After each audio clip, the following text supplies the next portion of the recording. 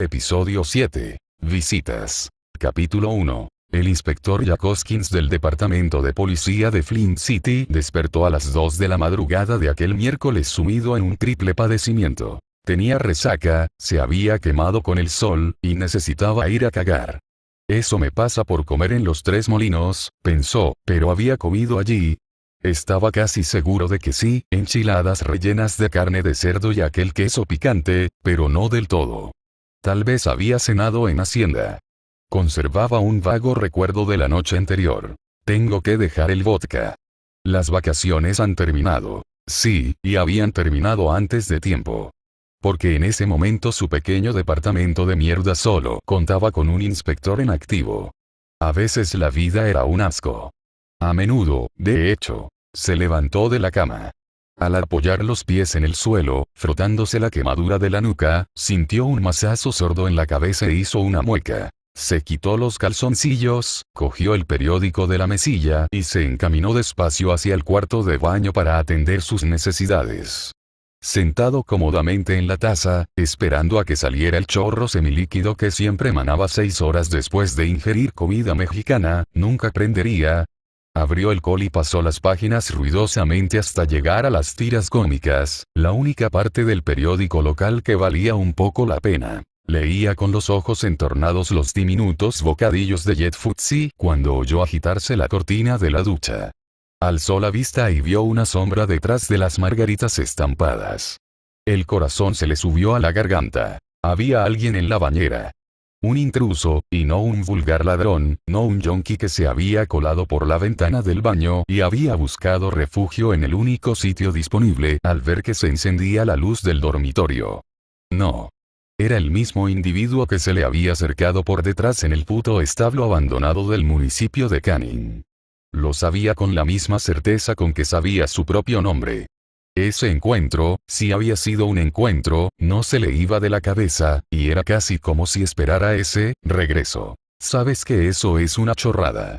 Te pareció que viste a un hombre en el establo, pero al enfocar la linterna en esa dirección, resultó que no era más que un artilugio de la granja roto.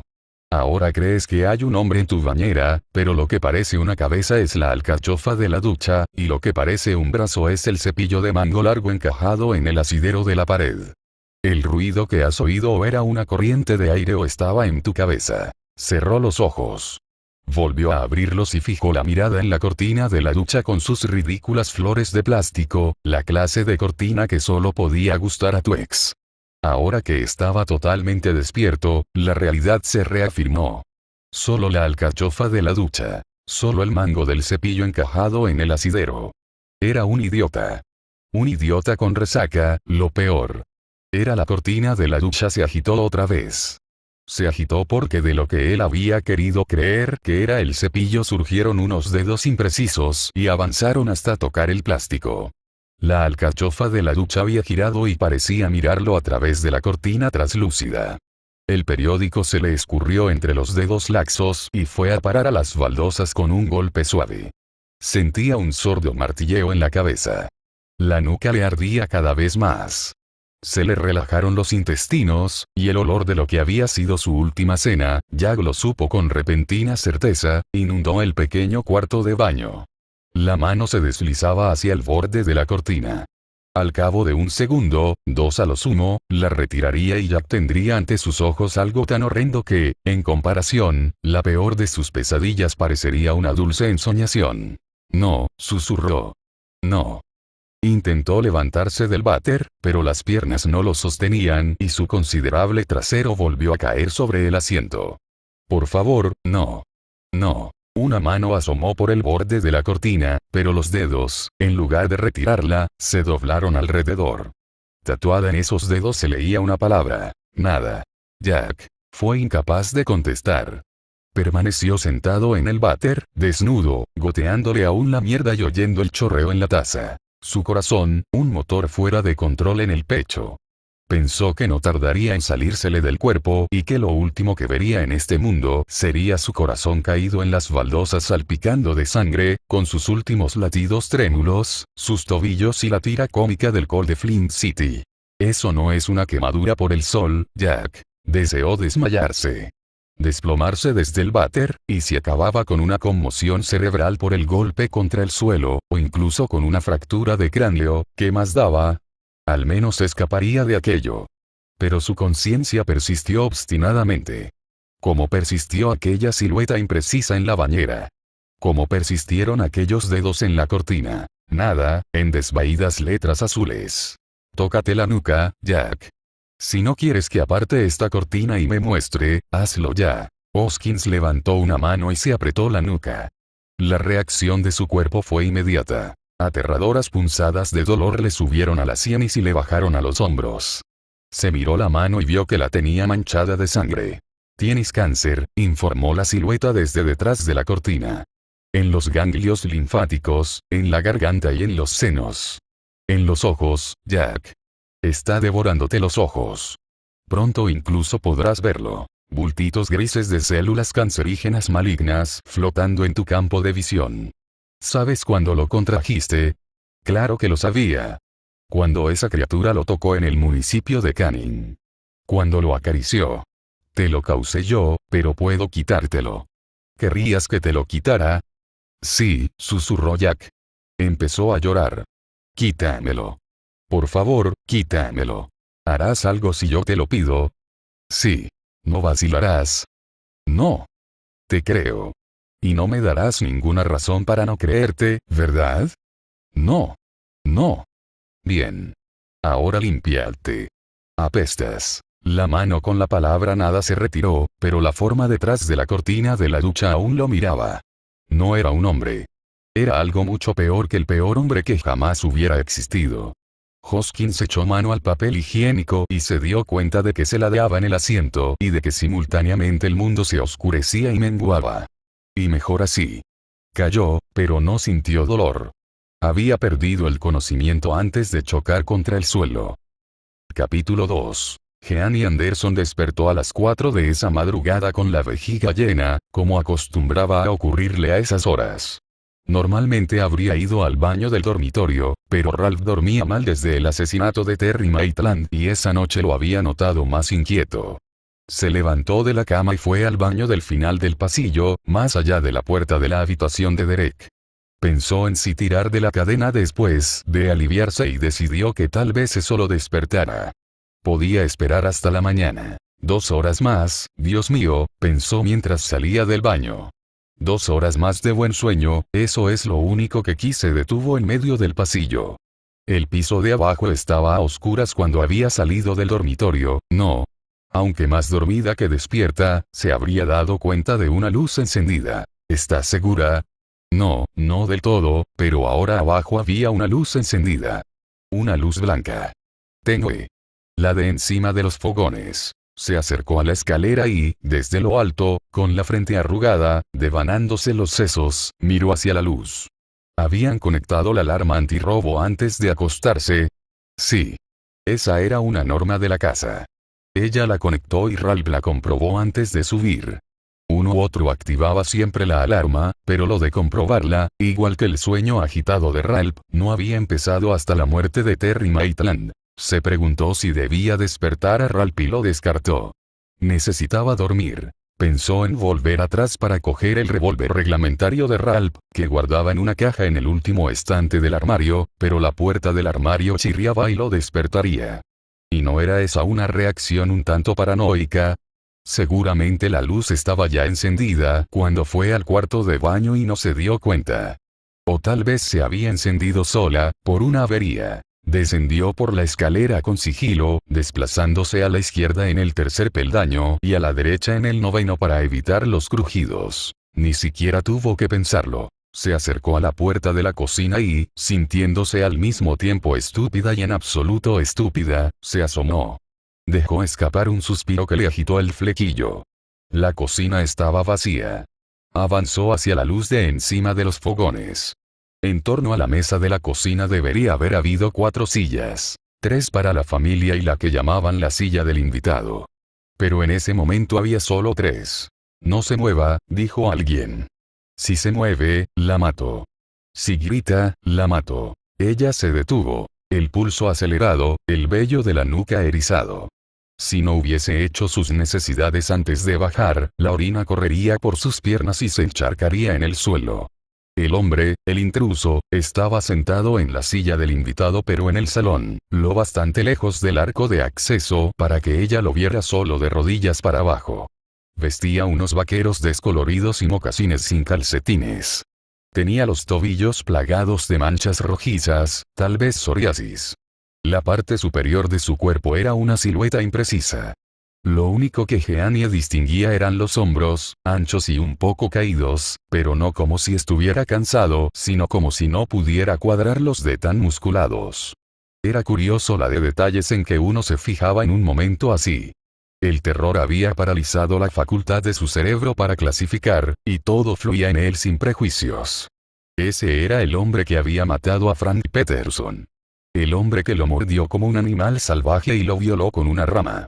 Ese hombre se hallaba ahora en su casa, y ahí estaba ella, con su pijama de pantalón corto y sus pezones despuntando como faros. «Escúcheme», dijo él. «¿Me escucha?» «Sí», susurró Jeannie, pero había empezado a balancearse, al borde del desmayo, y temía perder el conocimiento antes de que él dijera lo que había ido a decir. Si eso ocurría, él la mataría. Después, tal vez se marchara o tal vez subiera a matar a Ralph. Lo haría antes de que a Ralph se le despejase la cabeza lo suficiente para saber qué sucedía. Y Derek, al volver del campamento, se encontraría con que era huérfano. No. No. No. ¿Qué quiere? Dígale a su marido que aquí en Flint City esto ya ha terminado. Dígale que pare. Dígale que si para todo volverá a la normalidad. Dígale que si no para lo mataré. Los mataré a todos. Su mano surgió de entre las sombras del salón y penetró en la tenue luz proyectada por el fluorescente de una sola barra. Era una mano grande. Cerró el puño. ¿Qué dice en mis dedos? Léamelo. Jeannie fijó la mirada en las letras de un azul descolorido. Intentó hablar pero no pudo. Su lengua no era más que un bulto adherido al velo del paladar. Él se inclinó hacia adelante. Ella vio unos ojos bajo una frente ancha y prominente. Pelo negro, tan corto como para erizarse. Ojos negros no solo posados en ella sino dentro de ella, escrutando su corazón y su mente. Dice debe, apuntó él. ¿Lo ve, no? Sí. Y lo que debe hacer es decirle que pare. Unos labios rojos moviéndose sobre una perilla negra. Dígale que si él o cualquiera de ellos intenta encontrarme los mataré y dejaré sus tripas en el desierto para los buitres. ¿Me entiende? Sí, intentó decir ella, pero la lengua no le respondió y las rodillas le flojearon. Tendió los brazos al frente para parar la caída y no llegó a saber si lo conseguía porque estaba ya sumida en la oscuridad antes de chocar contra el suelo. Capítulo 3. Jack despertó a las 7, un radiante sol veraniego entraba por la ventana y bañaba su cama. Fuera los pájaros gorjeaban.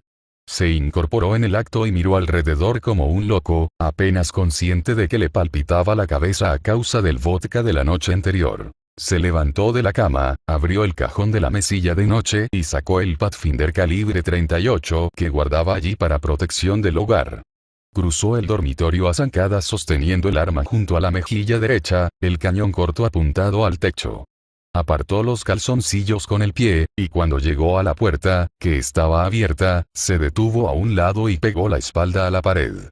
De dentro emanaba un tufillo ligero pero familiar. Las secuelas de sus aventuras con la enchilada la noche anterior. Se había levantado a evacuar. Eso al menos no lo había soñado. ¿Hay alguien ahí? Si es así, conteste en voz alta. Voy armado y dispararé. Nada.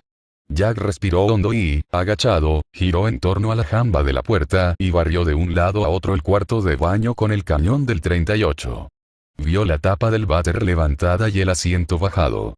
Vio el periódico en el suelo, abierto por la sección de tiras cómicas. Vio la bañera, con la cortina de flores traslúcida corrida. Vio formas detrás, pero eran las de la alcachofa de la ducha, el asidero, el cepillo. ¿Estás seguro? Antes de perder el valor, dio un paso al frente, resbaló en la esterilla y se agarró a la cortina de la ducha para no acabar con el culo en el suelo. Esta se desprendió de las anillas y le tapó la cara. Lanzó un grito, la apartó a manotazos y apuntó el 38 hacia la bañera, donde no había nada. Nadie. Ningún hombre del saco. Escrutó el fondo de la bañera. No era muy mirado en cuestiones de limpieza, si alguien hubiese pisado allí, habría dejado huellas, pero en la costra seca de jabón y champú no había marca alguna. Todo había sido un sueño. Una pesadilla especialmente vívida. Aún así, examinó la ventana del cuarto de baño y las 3 puertas que daban al exterior. Todo estaba bien cerrado. De acuerdo, pues. Hora de relajarse. O casi. Regresó al cuarto de baño a echar otro vistazo, y esta vez miró en el armario de las toallas, nada, y palpó con los dedos de los pies la cortina de la ducha caída. Le dio manía. Ya era hora de sustituir esa mierda. Se pasaría ese mismo día por Home Depot. Distraídamente, se llevó la mano a la nuca para frotársela y soltó un silbido de dolor en cuanto notó el contacto de los dedos. Se acercó al lavabo y se dio la vuelta, pero tratar de verse la nuca mirando por encima del hombro no servía de nada. Abrió el cajón superior del mueble del lavabo y encontró solo las cosas del afeitado, peines, una venda elástica medio desenrollada y el tubo más viejo del mundo de Mondstadt. Otro pequeño recuerdo de los tiempos de Greta. Como la ridícula cortina de la ducha. En el cajón de abajo encontró lo que buscaba, un espejo con el mango roto. Retiró el polvo de la superficie reflectante, se dio la vuelta y, con el trasero apoyado en el borde del lavabo, sostuvo el espejo en alto. Su nuca presentaba un encendido color rojo y tenía pequeñas ampollas que parecían perlas irregulares. ¿Cómo podía ser si se había embadurnado de protector solar y no tenía una sola quemadura en ninguna otra parte? Eso no es una quemadura por el sol, Jack. Hoskins gimoteó. Por supuesto que no había nadie en su bañera esa madrugada, ningún tipejo espeluznante con la palabra nada tatuada en los dedos, por supuesto que no, pero una cosa era cierta. En su familia se habían dado casos de cáncer de piel. Su madre y un tío suyo habían muerto de eso. Es propio de pelirrojos, había dicho su padre después de que le extirparan acrocordones del brazo expuesto al sol cuando conducía, lunares precancerosos de las pantorrillas y un carcinoma de células basales de la nuca. Jack se acordó de un enorme lunar negro, que crecía, siempre crecía, en la mejilla de su tío. Se acordó de las llagas en carne viva en el esternón de su madre y en cómo le devoraban el brazo izquierdo. La piel era el órgano más grande del cuerpo, y cuando se volvía loca el resultado no era agradable. ¿Querrías que te lo quitara? Había preguntado el hombre desde detrás de la cortina. Eso ha sido un sueño, dijo Hoskins. En Canning me entró miedo, y anoche me pegué un atracón de mala comida mexicana, así que he tenido una pesadilla. Eso es todo, no hay más que hablar. Aunque no por ello dejó de palparse las axilas, bajo los ángulos de la mandíbula y dentro de la nariz en busca de bultos. Nada. Solo cierto exceso de sol en la nuca. Pero no tenía ninguna otra quemadura solar. Únicamente esa franja palpitante. En realidad no sangraba, lo que en cierto modo demostraba que su encuentro de esa madrugada había sido solo una pesadilla, pero ya habían empezado a aparecer ampollas. Probablemente tendría que ir al médico, y lo haría, después de dejar pasar unos días para que se curara por sí solo, claro. ¿Harás algo si yo te lo pido? ¿No vacilarás? Nadie vacilaría, pensó Jack examinándose la nuca en el espejo. Si la alternativa era ser devorado de fuera hacia adentro, devorado vivo, nadie vacilaría. Capítulo 4. Jeannie despertó con la mirada fija en el techo del dormitorio, al principio incapaz de entender por qué notaba en la boca el sabor a cobre del pánico, como si hubiese evitado por poco una mala caída, o por qué tenía las manos en alto, las palmas abiertas en un gesto de protección. Vio entonces la mitad vacía de la cama a su izquierda, oyó a Ralph en la ducha, y pensó, ha sido un sueño. La pesadilla más vívida de todos los tiempos, eso desde luego, pero nada más. Solo que eso no le proporcionó el menor alivio, porque no se lo creyó. No se desvanecía como suele ocurrir con los sueños al despertar, incluso con los peores. Lo recordaba todo. Desde el momento en que vio la luz encendida en el piso de abajo hasta el hombre sentado en la silla del invitado más allá del arco del salón. Recordó la mano emerger en la tenue luz y cerrarse en un puño para que ella leyera las letras tatuadas entre los nudillos. Lo que debe hacer es decirle que pare. Apartó la sábana y salió de la habitación. No corría pero casi. En la cocina, la luz de encima de los fogones estaba apagada, y las 4 sillas ocupaban su lugar de costumbre en torno a la mesa donde solían comer. Eso debería haberla tranquilizado. No fue así. Capítulo 5. Cuando Ralph bajó remetiéndose la camisa en los vaqueros con una mano y sosteniendo las zapatillas deportivas con la otra, encontró a su mujer sentada a la mesa de la cocina. Delante de ella, ni taza de café matutino, ni zumo, ni cereales. Le preguntó si se encontraba bien. No. Anoche había aquí un hombre. Él se detuvo en el acto, un faldón de la camisa ya en su sitio, el otro colgando por encima del cinturón. Dejó caer las zapatillas. ¿Qué dices? Un hombre.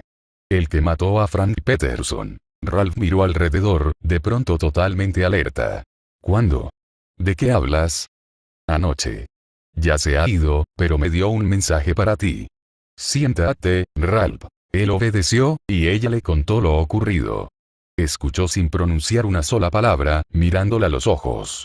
Solo vio en ellos una absoluta convicción. Cuando Jeanie concluyó, él se levantó a comprobar la consola de la alarma antirrobo situada junto a la puerta de atrás. Está activada, Jeanie. Y la puerta cerrada con llave. Al menos esta. Ya sé que está activada. Y todas las puertas están bien cerradas. Lo he comprobado. Las ventanas también. Entonces, ¿cómo? No lo sé, pero estaba aquí. Sentado ahí. Ralph señaló hacia el arco. Sí. Como si no quisiera adentrarse demasiado en la luz. ¿Y era grande, dices? Sí. Puede que no tan grande como tú, no sabría decir cuál era su estatura, pero tenía los hombros anchos y musculados. Como un hombre que se pasa 3 horas al día en el gimnasio. O levantando pesas en el patio de una cárcel. Ralph dejó la mesa y se arrodilló allí donde el suelo de parquet de la cocina lindaba con la moqueta del salón. Jeanie sabía qué buscaba, y sabía que no lo encontraría. Ella también lo había comprobado, y no por eso cambió de idea. Si no estabas loco, diferenciabas los sueños de la realidad incluso cuando la realidad distaba mucho de los límites de la vida normal. Antes quizá habría dudado de eso, como sabía que Ralph estaba dudando ahora, pero ya no. Ahora veía las cosas claras. Él se irguió. Esta moqueta es nueva, cariño. Si un hombre hubiese estado ahí sentado, incluso brevemente, las patas de la silla habrían dejado marcas en el pelo. Y no hay nada. Ella asintió. Ya lo sé. Pero estaba ahí. ¿Qué quieres decir? ¿Que era un fantasma? No sé qué era, pero sé que tenía razón. Debes parar. Si no, pasará algo grave. Se acercó a él y echó atrás la cabeza para mirarlo directamente a la cara. Algo espantoso. Ralph le cogió las manos. Han sido unos días muy estresantes. Para ti tanto como para. Ella se apartó. No sigas por ahí, Ralph. Eso no. Estaba aquí. Pongamos que es así, solo como hipótesis. Ya me han amenazado antes. Todo policía que se precie ha sido amenazado. Las amenazas no solo iban dirigidas contra ti. Jeanie tuvo que hacer esfuerzos para no gritar. Aquello era como verse atrapada en una de esas absurdas películas de terror en las que nadie cree a la heroína cuando dice que Jason o Freddy o Michael Myers ha vuelto. Estaba en nuestra casa. Él pensó en repetirlo todo otra vez. Las puertas y ventanas cerradas, la alarma antirrobo activada pero en silencio. Pensó en recordarle que esa mañana había despertado sana y salva en su propia cama. Veía en su cara que nada de eso serviría. Y discutir con su mujer en su actual estado era el último de sus deseos. Tenía quemaduras, Jeanie. Como el hombre que yo vi ante el juzgado. Ella negó con la cabeza. ¿Estás segura? Porque has dicho que estaba en la oscuridad. En cierto momento se inclinó hacia adelante, y vi un poco. Vi suficiente. Se estremeció. Frente ancha, prominente por encima de los ojos. Tenía los ojos oscuros, quizá negros, quizá castaños, quizá de un azul intenso, no sabría decir. Llevaba el pelo corto y de punta. Alguna que otra cana, pero básicamente todavía negro. Tenía perilla. Los labios muy rojos. En la cabeza de Ralph sonó una campanilla cuando oyó esa descripción, pero no se fió. Probablemente se trataba de un falso positivo motivado por la vehemencia de Jeanie. Dios sabía que deseaba creerla. Si hubiera habido el menor asomo de una prueba empírica, un momento, los pies. Llevaba unos mocasines sin calcetines y se le veían unas manchas rojas. Pensé que era psoriasis, pero supongo que podrían ser quemaduras. Ralph encendió la cafetera. No sé qué decirte, Jeanie. Te has despertado en la cama, y no hay la menor señal de que alguien haya. Hace mucho tiempo tú abriste un melón cantalupo y estaba lleno de gusanos, dijo ella. Eso ocurrió, tú lo sabes. ¿Por qué no puedes creer que esto ha ocurrido? Aunque lo creyera, no puedo parar. ¿No te das cuenta? De lo que me doy cuenta es de que el hombre sentado en nuestro salón tenía razón sobre una cosa. Se acabó. Frank Peterson está muerto. Terry está muerto. Tú volverás al servicio activo, y nosotros. Nosotros podríamos. Su voz se apagó, porque vio en el rostro de Ralph que continuar era inútil. No era incredulidad.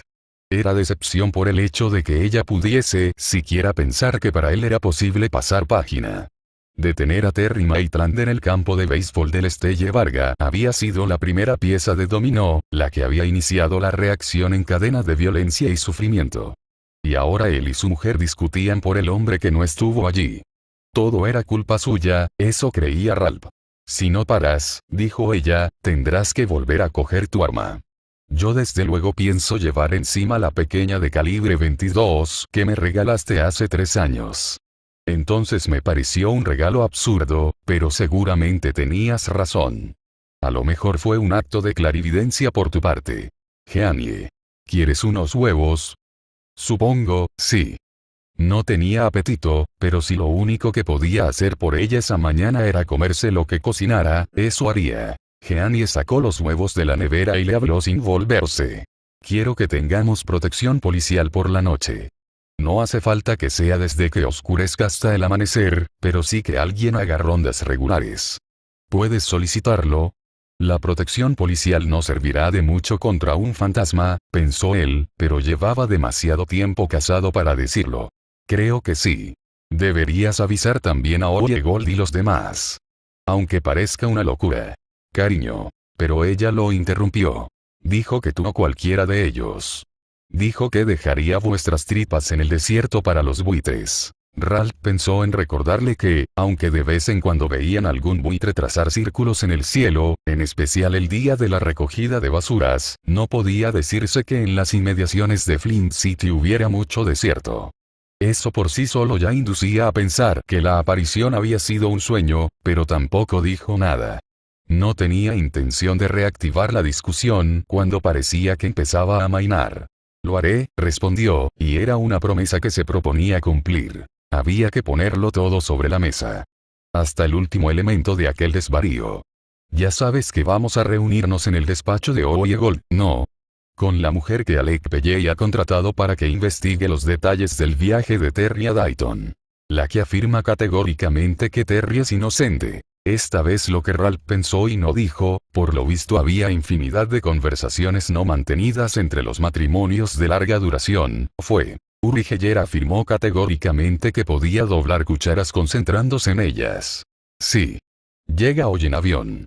Igual resulta que todo es una sarta de idioteces, pero en esa agencia suya trabajaba con un expoli condecorado, y su manera de proceder parece de lo más sólida, así que quizá de verdad ha encontrado algo en Dayton. Desde luego se la notaba muy segura de sí misma. Jeannie empezó a cascar los huevos. Seguirías adelante incluso si al bajar hubiera descubierto la alarma antirrobo desactivada, la puerta abierta y sus huellas en las baldosas. Aún así, seguirías adelante. Sí, ella merecía la verdad, sin adornos. Jeannie se volvió hacia él con la espátula en alto, como un arma. Permíteme decirte que, en mi opinión, estás actuando como un estúpido. Puedes decir lo que quieras, pero debes recordar 2 cosas, cariño. Tanto si Terry era inocente como si era culpable, yo soy en parte responsable de su muerte. Tú. Calla, atajó él, y la señaló con el dedo. Estoy hablando, y es necesario que lo entiendas. Ella calló. Y si él era inocente, hay un asesino de niños por ahí suelto. Eso lo entiendo, pero puede que estés abriendo la puerta a cosas que escapan a tu comprensión. O a la mía. Cosas sobrenaturales. ¿A eso te refieres?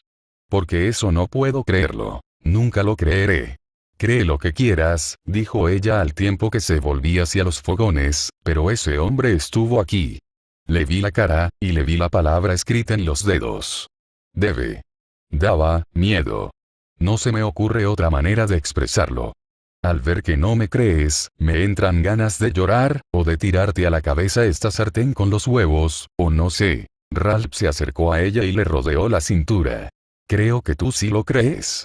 De eso no cabe duda. Y he aquí una promesa. Si de la reunión de esta noche no sale nada en claro, me verás mucho más abierto a la idea de dejarlo correr. Entiendo que hay límites. ¿Te vale eso?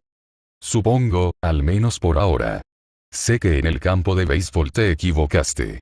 Sé que intentas expiar tu culpa. Pero ¿y si por seguir adelante cometes un error aún más grave? Supón que la víctima del Figis Park hubiese sido Derek, contraatacó él. ¿Querrías entonces que lo dejara correr? A Jeania le ofendió la pregunta, le pareció un golpe bajo, pero no encontró respuesta. Porque si la víctima hubiese sido Derek, ella habría deseado que Ralph persiguiera a ese hombre, o ese ser, hasta el fin del mundo. Y ella habría estado a su lado. De acuerdo. Tú ganas. Pero una cosa más, y no es negociable. ¿Qué? Cuando vayas esta noche a esa reunión, te acompañaré. Y no me salgas con el cuento de que es un asunto policial porque los dos sabemos que no lo es. Y ahora cómete esos huevos. Capítulo 6. Jeanie mandó a Ralph al Kroger con la lista de la compra, porque independientemente de quién hubiese estado en la casa la noche anterior, humano, fantasma o solo el personaje de un sueño extraordinariamente vívido, los señores Anderson tenían que seguir comiendo. Y a medio camino del supermercado las piezas encajaron en la cabeza de Ralph. No tuvo nada de extraordinario, los hechos principales habían estado ahí desde el principio, literalmente ante sus narices, en una sala de interrogatorios del departamento de policía. Había interrogado al verdadero asesino de Frank Peterson en calidad de testigo, le había dado las gracias por su ayuda y le había dejado marcharse. Parecía imposible, dadas las innumerables pruebas que vinculaban a Terry con el asesinato, pero se detuvo y telefoneó a June Sablo. Descuida, allí estaré esta noche, dijo June. No me perdería por nada las novedades que traen de hoyo sobre este fregado. Estoy investigando el asunto de Atolmes. Aún no tengo gran cosa, pero para cuando nos veamos debería haber reunido bastante información. Bien, pero no te llamo por eso. ¿Puedes hacerte con los antecedentes de Claude Bolton? Es el gorila del Gentleman, please. Encontrarás sobre todo delitos de posesión, y quizá lo hayan trincado un par de veces por posesión con intención de venta, puede que con rebaja de condena por reconocimiento de culpa. Este es el que prefiere que lo consideren vigilante de seguridad, ¿no? Exacto, ese es nuestro Claude. ¿Qué pasa con él? Te lo diré esta noche, si es que de verdad hay algo detrás. Por el momento lo único que puedo decir es que parece haber una concatenación de acontecimientos que lleva de Holmes a Maitland y de este a Bolton. Podría estar equivocado, pero no lo creo. No me tengas en vilo, Ralph.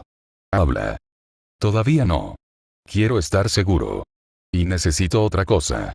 Bolton es un anuncio de tatuajes ambulante, y estoy casi seguro de que tenía alguno en los dedos. Debería haberme fijado, pero ya sabes qué pasa cuando interrogas a alguien, más si quien está al otro lado de la mesa tiene antecedentes. No apartas la vista de su cara. Eso. Siempre atento a la cara. Porque cuando los tíos como Bolton empiezan a mentir, es como si levantaran una pancarta y anunciaran: miento más que hablo. ¿Crees que Bolton mintió cuando dijo que Maitland entró para llamar por teléfono? La taxista más o menos confirmó su declaración. En su momento no lo pensé, pero ahora cuento con algún dato más. A ver si puedes averiguar qué tiene tatuado en los dedos. Si es que tiene algo. ¿Qué crees que podría tener tatuado, tío? No quiero decirlo, pero si estoy en lo cierto, constará en su historial. Otra cosa. Puedes enviarme una foto por email. Con mucho gusto. Dame unos minutos. Gracias, June. ¿Tienes previsto ponerte en contacto con el señor Bolton? Todavía no. No quiero que sepa que estoy interesado en él. ¿Y de verdad vas a explicar todo esto esta noche? Todo lo que pueda, sí. ¿Servirá de algo? Si te digo la verdad, no lo sé. ¿Se sabe algo más sobre ese pringue que se encontró en la ropa y el heno de aquel establo? Todavía no. Déjame ver qué puedo averiguar sobre Bolton. Gracias. ¿Qué tienes ahora entre manos? La compra. Espero que no hayas olvidado coger los cupones de tu mujer. Ralph sonrió y miró el asiento contiguo, donde había una pila de cupones sujetos con una goma elástica. Ella no permitiría que me olvidara, dijo. Capítulo 7. Salió del Kroger con 3 bolsas de comida, las metió en el maletero y luego consultó su teléfono. 2 mensajes de Younes habló. Abrió primero el que incluía un adjunto con la foto. En el retrato de su ficha policial, Claude Bolton aparentaba muchos menos años que el hombre a quien Ralph había interrogado antes de que detuvieran a Maitland. También parecía colocado hasta las cejas. Mirada perdida, arañazo en la mejilla y algo en el mentón que podría haber sido restos de huevo o de vómito. Ralph recordó que Bolton había dicho que ahora acudía a las reuniones de Narcóticos Anónimos y hacía 5 o 6 años que no consumía. Tal vez fuera verdad, tal vez no. El adjunto del segundo email de June contenía los antecedentes. Incluía numerosas detenciones, la mayoría por delitos menores, y numerosas señales de identificación, entre ellas una cicatriz en la espalda, otra en el costado izquierdo por debajo de las costillas, otra en la sien derecha, y más de 20 tatuajes, entre ellos un águila, un cuchillo con la punta ensangrentada, una sirena, una calavera con velas en las cuencas de los ojos, y otros muchos que no le interesaron.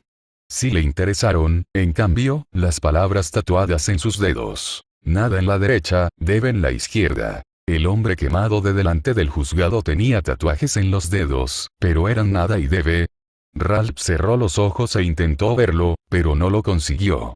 Sabía por experiencia que los tatuajes en los dedos eran habituales entre aquellos que habían cumplido condena en la cárcel. Seguramente lo veían en las películas. Amor y odio gozaban de gran popularidad, igual que Bien y Chaos.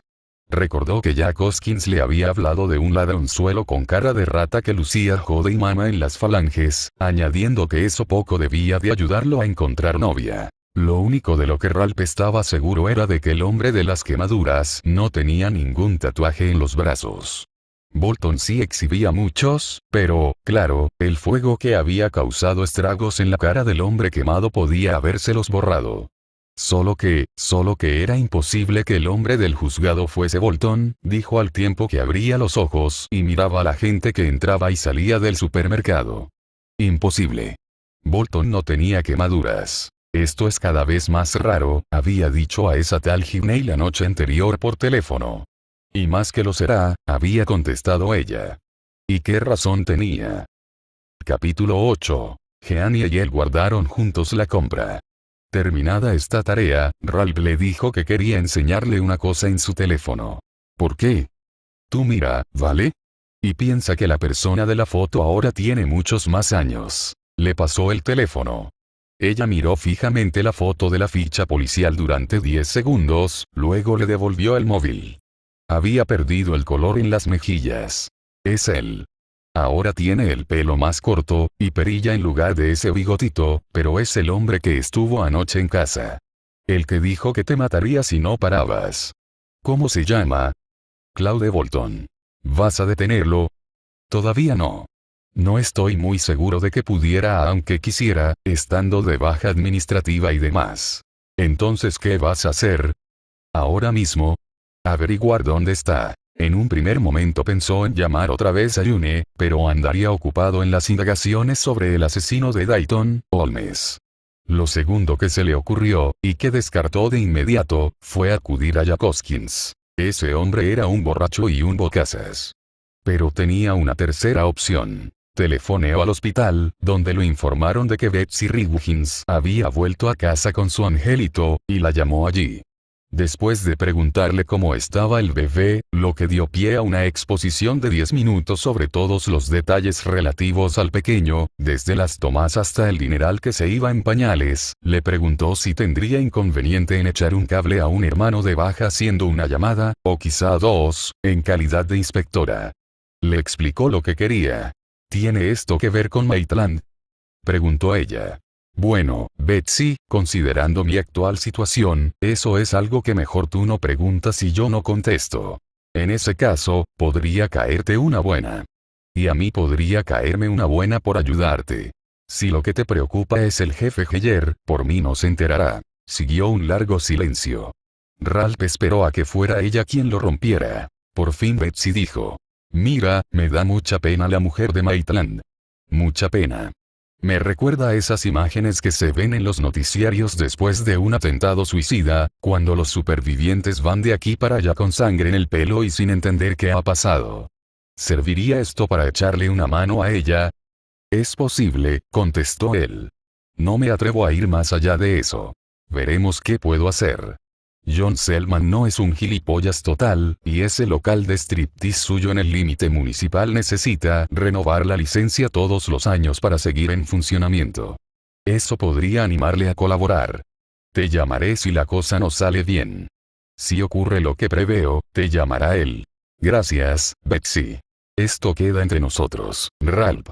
Cuento con tener un empleo al que volver cuando termine la baja por maternidad. Dime que lo has oído. Alto y claro. Capítulo 9. John Selman, dueño y responsable directo de Gentleman, Please, telefoneó a Ralph al cabo de un cuarto de hora. Más curioso que irritado, se mostró dispuesto a cooperar. No tenía la menor duda de que Claude Bolton se encontraba en el club cuando secuestraron y asesinaron a ese pobre niño. ¿Por qué está tan seguro, señor Selman? Pensaba que Bolton no entraba a trabajar hasta las 4 de la tarde. Sí, pero ese día llegó antes. A eso de las 2. Necesitaba un poco de tiempo libre para ir a la gran ciudad con una de las strippers. Dijo que ella tenía un problema personal. Selman soltó un bufido. El que tenía un problema personal era él. Justo debajo de la bragueta. ¿Una tal Carla Jeppson? Preguntó Ralph mientras deslizaba la transcripción del interrogatorio de Bolton en su iPad. También conocida como Ada Primor. La misma, respondió Selman, y se echó a reír. Si no tener tetas se valora, esa chica tiene mucho futuro por delante. A algunos hombres les gusta, y no me pregunte por qué. Claudia y ella están liados, pero eso no durará. Ahora el marido de ella está en Calester, por un asunto de cheques sin fondos, creo, pero sale en Navidad. Lo suyo con Claude es solo un pasatiempo. Yo se lo advertí, pero ya conoce el dicho. La jodienda no tiene enmienda. ¿Está seguro de que ese fue el día que él llegó antes? ¿El 10 de julio? Claro que sí. Lo anoté, porque no tenía la menor intención de pagarle a Claude 2 días en Cap City cuando le faltaban menos de 2 semanas para las vacaciones, pagadas, que conste. Indignante, desde luego. ¿Se planteó despedirlo? No. Al menos fue sincero al respecto, ¿eh? Y le diré una cosa. Claude es de los buenos, y esos escasean más que los dientes de gallina. La mayoría de los guardias de seguridad son nenazas, van de duros pero se desentienden si se monta una pelea delante del escenario, como pasa a veces, o tíos que se ponen en plan increíble Hulk cada vez que un cliente les sale con la menor impertinencia. Claude es tan capaz de echar a alguien como el que más, pero en la mayoría de los casos no hace falta llegar a ese punto. Se le da bien tranquilizarlos. Tiene mano. Yo diría que es por todas esas reuniones a las que va. De Narcóticos Anónimos. Ya me lo contó. Sí, no lo esconde. La verdad es que se siente orgulloso, e imagino que está en su derecho. Cuando te enganchas a eso, lo tienes crudo. Es chungo. Pocos se descuelgan. Sigue limpio, ¿no? Si no fuera así, lo sabría. Reconozco a un yonki en cuanto lo veo, Inspector Anderson, créame. El Gentleman es un establecimiento limpio. Ralph tenía sus dudas, pero lo dejó correr. Sin deslices. Selman se rió. Todos tienen deslices, al menos al principio, pero no desde que trabaja para mí. Tampoco bebe. Una vez le pregunté por qué, dado que su problema eran las drogas. Contestó que las dos cosas eran lo mismo. Dijo que si tomaba una copa, aunque fuera una cerveza, luego saldría a por coca o algo aún más fuerte. Selman hizo una pausa y añadió, puede que fuera un mamón cuando consumía, pero ya no lo es. Es un tipo decente. En un negocio en el que la clientela viene a beber margaritas y a mirar coños afeitados, eso es poco común. Le creo. Bolton está ahora de vacaciones. Sí. Desde el domingo. 10 días. ¿Vacaciones en casa? ¿Quiere decir que si se ha quedado en Flint City? No. Ha ido a Texas, a algún sitio cerca de Austin. Él es de allí. Un momento, he sacado su expediente antes de llamarlo. Se oyó un susurro de papeles y enseguida Selman volvió a ponerse al aparato. Marysvale, así se llama el pueblo. Una simple mancha en la carretera, a juzgar por lo que él dice. Tengo la dirección porque cada 2 semanas envío allí parte de su paga. Para su madre. Es mayor y no anda muy sobrada de fuerzas. Encima tiene enfisema. Claude ha ido allí ahora para ver si es posible internarla en uno de esos centros tutelados para la tercera edad, pero no tenía grandes esperanzas. Según él, es una vieja muy tosuda. Con lo que Claude gana aquí, no entiendo cómo puede permitírselo. El Estado debería ayudar a las personas corrientes como él en el cuidado de los ancianos, pero lo hace. Y una mierda. Dice el hombre que probablemente votó a Donald Trump, pensó Ralph. Bueno, gracias, señor Selman. ¿Puedo preguntarle por qué quiere hablar con él? Tengo un par de preguntas de seguimiento que hacerle, respondió Ralph. Detalles menores. Para poner los puntos sobre las íes, ¿eh? Exacto. ¿Puede darme la dirección? Claro, ahí es a donde mando el dinero. ¿Tiene un lápiz? Lo que tenía era su inseparable iPad abierto en la aplicación KickNotes. Adelante. Buzón 397, Carretera Rural 2, Marysvale, Texas. ¿Y cómo se llama la madre? Selman soltó una alegre risotada. Lo vi. ¿No es gracioso? Lo vi a Bolton. Ralph le dio las gracias y colgó. ¿Y bien? Preguntó Jeanie. Espera, dijo Ralph. ¿No ves que tengo puesta la cara de pensar? Ah, es verdad. ¿Te apetece un té helado mientras piensas? Sonreía. La favorecía, esa sonrisa. Parecía un paso en la dirección correcta. ¿Cómo no? Volvió a centrarse en su iPad, preguntándose cómo se las arreglaba antes sin ese condenado artefacto, y encontró Marysville a unos 110 kilómetros al oeste de Austin. Era poco más que un punto en el mapa. Solo destacaba por algo llamado agujero de Marysville. Ralph reflexionó sobre el siguiente paso mientras tomaba el té helado, y después telefoneó a Horace Kinney, de la policía de carretera de Texas. Kinney era ahora capitán y vivía instalado detrás de un escritorio, pero Ralph había colaborado con él en varios casos interestatales cuando Kinney era un simple agente y se recorría 150.000 kilómetros al año en el norte y el oeste de Texas. Horace, dijo Ralph cuando terminaron las cortesías de rigor, necesito un favor. ¿Grande o pequeño? Mediano, y requiere cierta sutileza. Kinney se echó a reír. Tío, si necesitas sutileza, tendrás que ir a Nueva York o Connecticut. Esto es Texas. ¿Qué quieres? Ralph se lo explicó. Kinney dijo que tenía al hombre adecuado para eso, y casualmente estaba en la zona. Capítulo 10. A eso de las 3 de esa tarde, la operadora del departamento de policía de Flint City, Sandy McGill, alzó la vista y vio a Jack Hoskins delante de su escritorio pero de espaldas a ella. Jack. ¿Necesitas algo? Mírame la nuca y dime qué ves. Perpleja pero bien dispuesta, ella se levantó y echó un vistazo. Vuélvete un poco más hacia la luz. Y cuando él lo hizo, ¡uf! Menuda quemadura. Tendrías que pasarte por Walgreens y comprar una crema de aloe vera. Con eso se me irá. Solo se te irá con el tiempo, pero la crema te aliviará un poco el escozor. Pero es solo una quemadura, ¿no? Ella arrugó la frente. Sí, pero bastante sería. Ya han salido ampollas en algunos sitios. ¿No sabes que tienes que ponerte protector solar cuando vas de pesca? ¿Quieres acabar con cáncer de piel? Solo de oír esas palabras en voz alta, Hoskins sintió la nuca más caliente. Supongo que me olvidé. ¿Tienes los brazos igual de mal? No tanto. De hecho, ahí no tenía ninguna quemadura. Era solo en la nuca. Donde alguien le había tocado en su visita al establo abandonado. Acariciado con la punta de los dedos. Gracias, Sandy. Los rubios y los pelirrojos son los más sensibles al sol. Si no mejora, más vale que te lo miren. Hoskins se marchó sin contestar, pensaba en el hombre de su sueño. El que estaba al acecho detrás de la cortina de la ducha. Te lo causé yo, pero yo puedo quitártelo. ¿Querrías que te lo quitara? Pensó. Se me irá sola, como cualquier otra quemadura. Tal vez sí, tal vez no, y la verdad era que ahora le dolía más. Apenas soportaba tocársela, y las llagas abiertas que devoraron la carne de su madre acudían una y otra vez a su memoria. Al principio el cáncer se propagó lentamente, pero en cuanto se instaló de verdad, empezó a galopar. Al final le devoró la garganta y las cuerdas vocales, y sus gritos se convirtieron en gruñidos, pero Jack Hoskins, a sus 11 años, pegado a la puerta cerrada de la habitación de la enferma, oía lo que ella le decía a su padre, que la librara de su desgracia.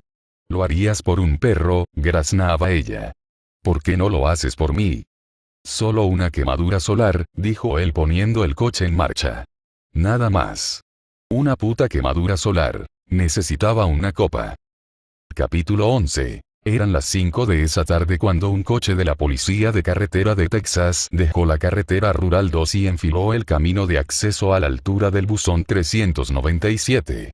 Lovie Bolton estaba sentada en su mecedora en el porche delantero, un cigarrillo en la mano y la botella de oxígeno en el soporte rodante. «Claude», gritó con voz ronca. «Tenemos visita. Es la policía de carretera. Mejor será que vengas a ver qué quieren». Claude, en el jardín trasero, lleno de hierbajos, del pequeño bungalow, recogía la ropa tendida y la colocaba bien doblada en una cesta de mimbre. La lavadora de su madre funcionaba bien, pero la secadora se había averiado poco antes de llegar él, y últimamente ella respiraba con tal dificultad que no podía descolgar la ropa por sí sola. Tenía previsto comprarle una secadora nueva antes de irse, pero lo postergaba una y otra vez. Y ahora la policía de carretera, a menos que su madre se equivocara, y probablemente no se equivocaba. La aquejaban muchos problemas de salud, pero la vista no le fallaba. Rodeó la casa y vio a un poli alto salir de un todoterreno negro y blanco. Al ver el logotipo dorado de Texas en la puerta del conductor, sintió un nudo en el estómago. Nada en su comportamiento justificaba una detención desde hacía mucho tiempo, pero ese nudo era un acto reflejo. Se llevó la mano al bolsillo y la cerró en torno a su medallón de Narcóticos Anónimos. Llevaba 6 años con él, y era algo que hacía casi sin darse cuenta en momentos de estrés. El agente se guardó las gafas de sol en el bolsillo del pecho mientras la madre de Claude intentaba levantarse de la mecedora con visible esfuerzo. «No, señora, no se levante. No lo merezco». Ella dejó escapar una risa áspera y se acomodó de nuevo. «Vaya un hombretón está usted hecho». «¿Cómo se llama, agente?» «Sipe, señora. Cabo Owen Sipe». «Mucho gusto». Estrechó a la anciana la mano que no sostenía el cigarrillo evitando apretarle las articulaciones hinchadas. «Lo mismo digo. Este es mi hijo, Claude. Ha venido de Flint City para echarme un cable». Sipe se volvió hacia Claude, que soltó su medallón y tendió también él la mano. «Encantado de conocerlo, señor Bolton». Retuvo por un momento la mano de Claude y la observó. «Veo que tiene algún que otro tatuaje en los dedos». «Hay que ver las 2 manos para captar el mensaje», dijo Claude. Mostró la otra mano. «Me los hice yo mismo, en la cárcel». «Pero si ha venido aquí para verme a mí, seguramente ya lo sabe». «Nada y debe», leyó el agente Sipe pasando por alto el comentario. Había visto tatuajes en los dedos, pero nunca estos. «Verá, cuentan una historia», explicó Claude, «y yo la transmito siempre que tengo ocasión. Es mi manera de reparar el daño causado. Ahora estoy limpio, pero fue una verdadera lucha. Cuando estaba entre rejas fui a muchas reuniones de Alcohólicos Anónimos y Narcóticos Anónimos. Al principio solo iba porque daban donuts de Krispy Kreme, pero lo que decían me hizo mella. Aprendí que todo adicto sabe 2 cosas. Debe consumir y no puede consumir nada. Ese es el nudo que uno tiene en la cabeza, ¿entiende? No puede cortarlo ni desatarlo, así que tiene que aprender a alzarse por encima. No es imposible, pero para lograrlo es necesario recordar el conflicto básico. Debe nada. Ah, dijo Sipe. Una especie de parábola, ¿no? Hoy día mi bebé ni se droga, intervino Lovie desde su mecedora. Ni siquiera consume esta mierda. Arrojó la colilla al suelo de tierra. Es un buen chico. Nadie piensa que haya hecho usted algo malo, no estoy aquí por eso, contestó Sipe con gentileza, y Claude se relajó. Un poco. Nunca convenía relajarse demasiado cuando la policía de carretera se presentaba en una visita inesperada. Hemos recibido una llamada de Flint City, por el cierre de un caso, diría yo, y necesitan que verifique usted algo en relación con un tal Terry Maitland. Sipe sacó el teléfono, lo manipuló y mostró una fotografía a Claude. ¿Es esta la hebilla del cinturón que llevaba ese Maitland la noche que usted lo vio? Y no me pregunte a qué viene eso, porque le aseguro que no lo sé. Me han mandado aquí solo a hacerle la pregunta. No era esa la razón por la que habían enviado a Sipe, pero el mensaje de Ralph Anderson, transmitido a Sipe por el capitán Horace Kinney, era que se asegurara de que todo transcurría cordialmente y que no despertaba la menor sospecha. Claude examinó la imagen en el teléfono y después lo devolvió. No estoy seguro, hace ya un tiempo de eso, pero desde luego lo parece. Bien, gracias. Gracias a los dos. Sipe se guardó el teléfono en el bolsillo y se volvió para marcharse. ¿Eso es todo?, preguntó Claude. ¿Ha venido hasta aquí solo para hacerme una pregunta? En resumidas cuentas, sí. Supongo que alguien necesita saberlo a toda costa. Gracias por su tiempo.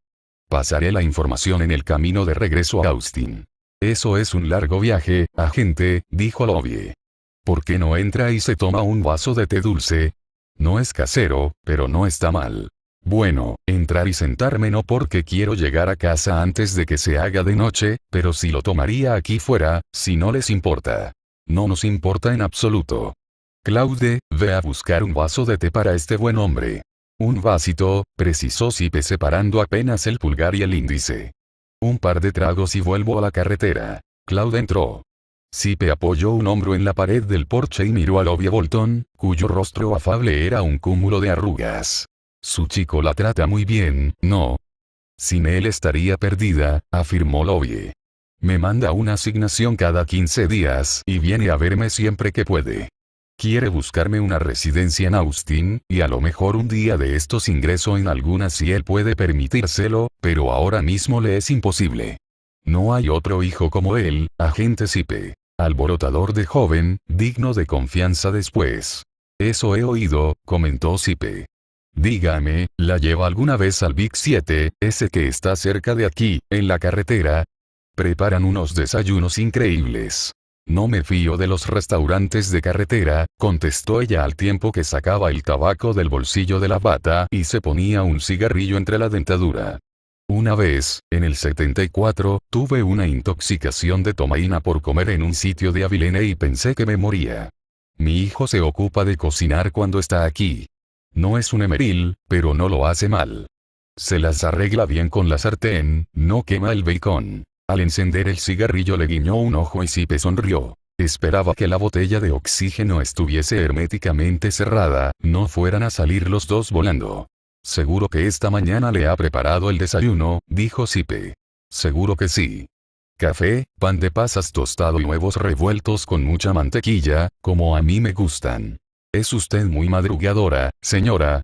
Lo pregunto porque con el oxígeno y demás. Los dos, él y yo, contestó la mujer.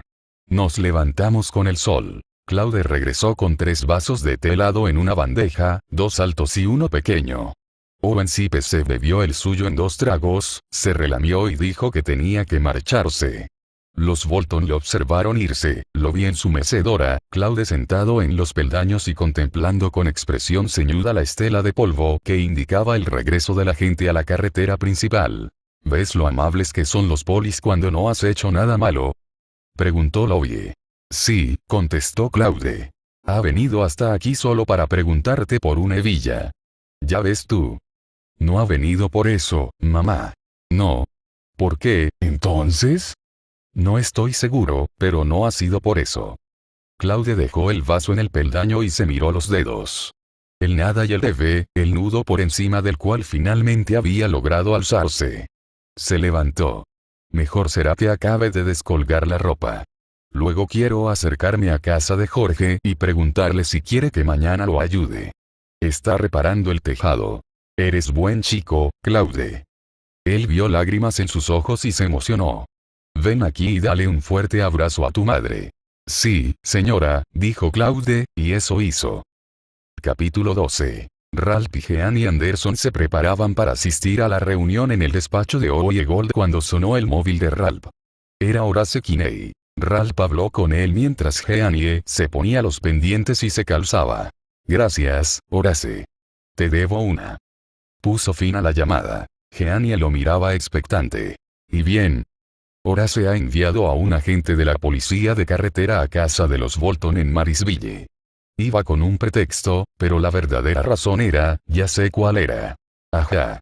Según la señora Bolton, Claude le ha preparado el desayuno esta mañana a eso de las 6.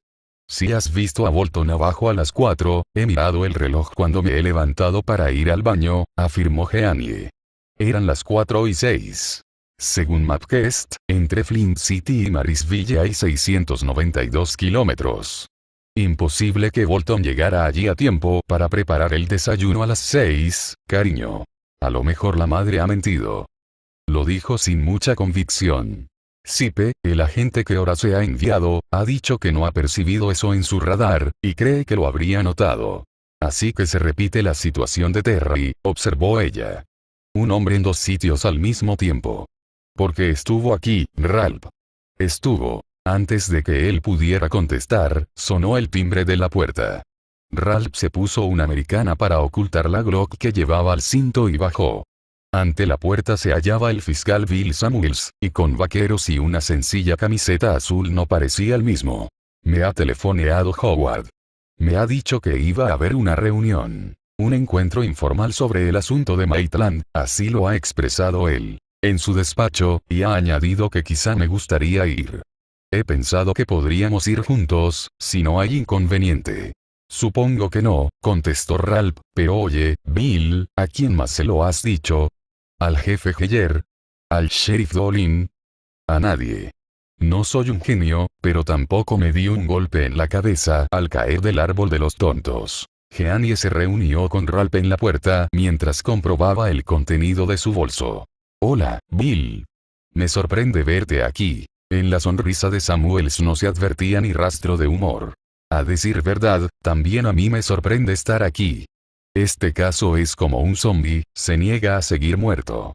¿Qué piensa tu ex de todo esto? Preguntó Ralph, y cuando Jeanie lo miró con el entrecejo fruncido, añadió. Si me he metido donde no me llaman, no tienes más que decírmelo. Ah, lo hemos comentado, respondió Samuels. Aunque eso no es del todo exacto. Ella lo ha comentado y yo he escuchado. Opina que en parte fui responsable de la muerte de Maitland, y algo de razón tiene. Intentó sonreír y no lo consiguió del todo. Pero ¿cómo íbamos a saberlo nosotros, Ralph? Dime. Estaba cantado, ¿no? En retrospectiva, sabiendo lo que sabíamos, diría sinceramente que habrías actuado de manera distinta. Sí, contestó Ralph. No lo habría detenido delante de toda la puta ciudad, y me habría asegurado de que entrara en el juzgado por la puerta de atrás. Venga, vámonos o llegaremos tarde.